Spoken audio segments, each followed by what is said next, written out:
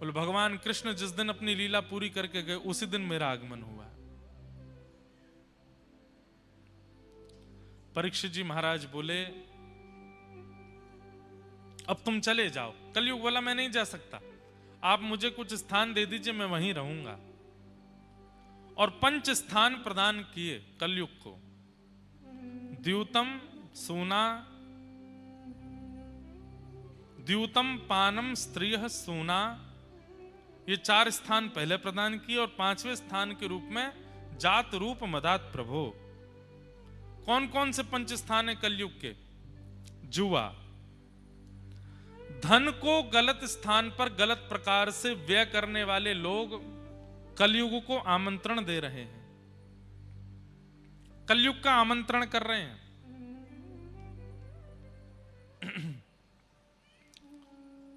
इसलिए धन कहां व्यय होना चाहिए, कब व्यय होना चाहिए, कैसे व्यय होना चाहिए, उसका विचार करना चाहिए आपको। गंभीर प्रसंग है, ध्यान से सुने। सत्संग करने वाले व्यक्ति को इतनी बुद्धि प्राप्त हो जाती है कि धन जो मेरे पास है उसका मैं व्यय कैसे करूं और कहां करूं, कितना करूं, क्यों करूं। जब व्यक्ति जबरदस्ती अपनी इच्छाओं की पूर्ति के लिए धन व्यय करने लगता है, वही व्यक्ति पापगामी होने लगता है।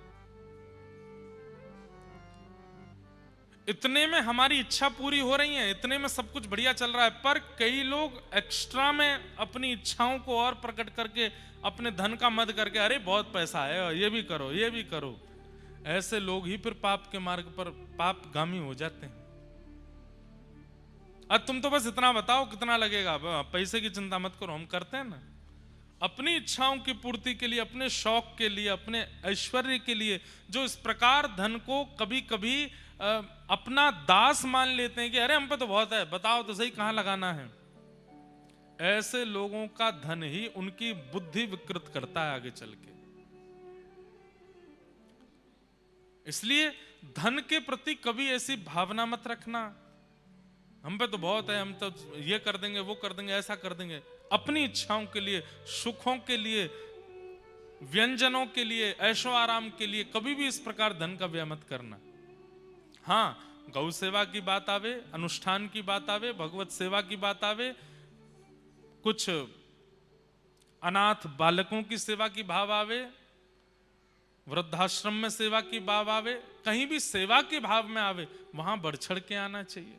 हम लोग उल्टे हैं, इच्छाओं की पूर्ति के लिए, ऐशो आराम के लिए हम ये कह देते हैं अरे तुम तो बस बताओ कितना चाहिए, हम देते हैं ना।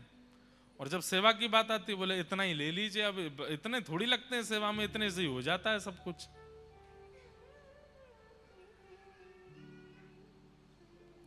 कभी आपने ऐसा सुना कि किसी गौशाला में, किसी विवाह उत्सव में, या किसी अनाथालय में, या किसी सेवा आश्रम में किसी ने 150 करोड़ 200 करोड़ दान किया हो? बहुत कम सुनने में मिलता है। लेकिन जब बड़े बड़े सट्टे होते हैं तो पता चलता है 1000 करोड़ का सट्टा हो गया, वहां पर इतना किसी ने ये कर दिया, वो कर दिया, इतना लोग निकालते हैं पैसा। उन्हीं लोगों की बुद्धि विकृत धन करता है। तो कलयुग का सबसे पहला निवास स्थान है द्यूतम।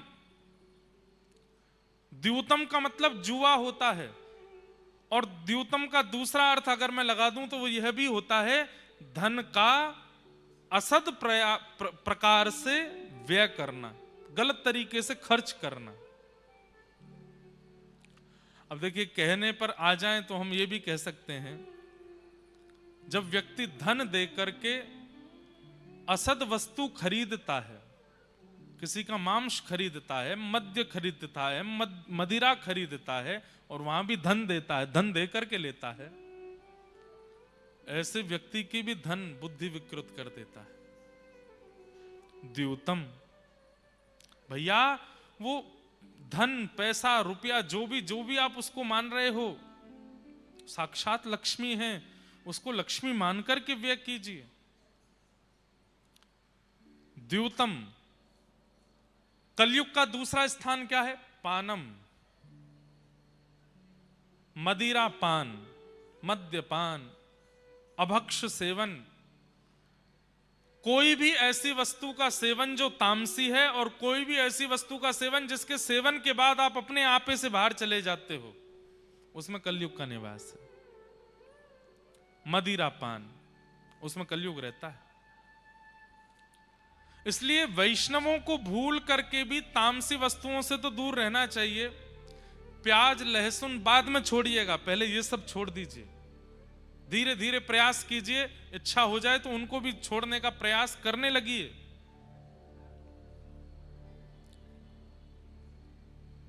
मद्यपान ये तो करना ही नहीं चाहिए। द्यूतम पानम,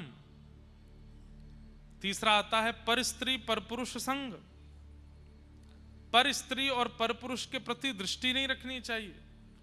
यदि रखते हैं तो उससे भी कलयुग का प्रभाव पड़ेगा।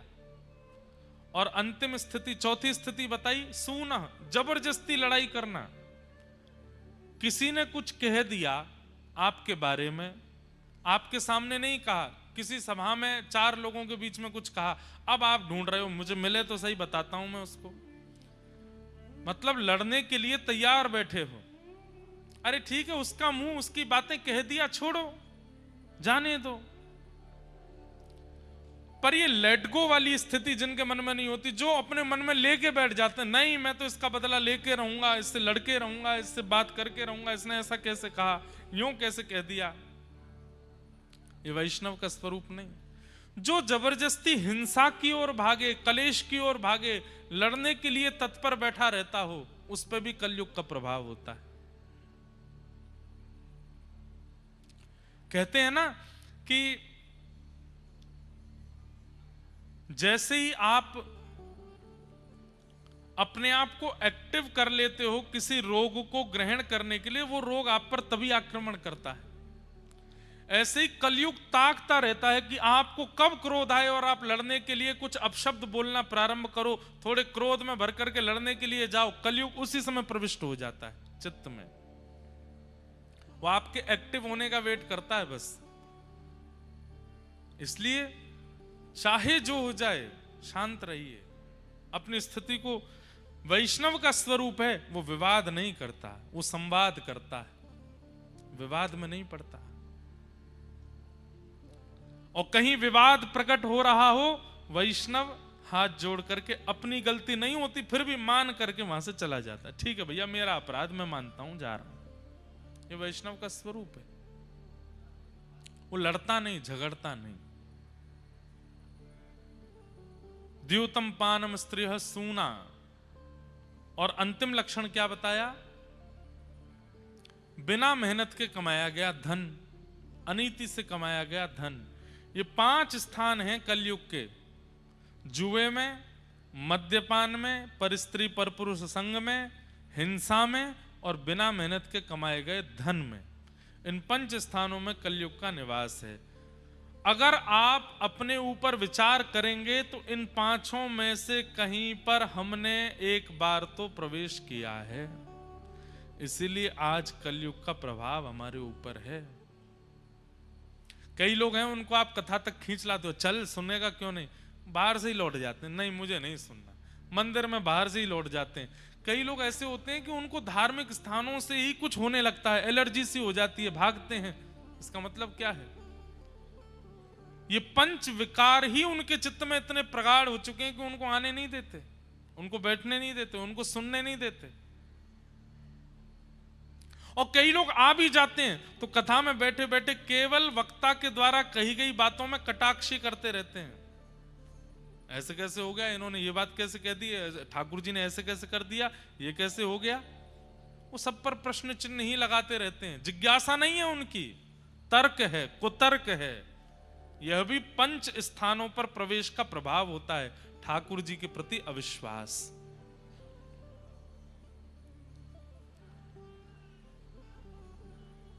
कोई बोल रहे हैं, उनको बोल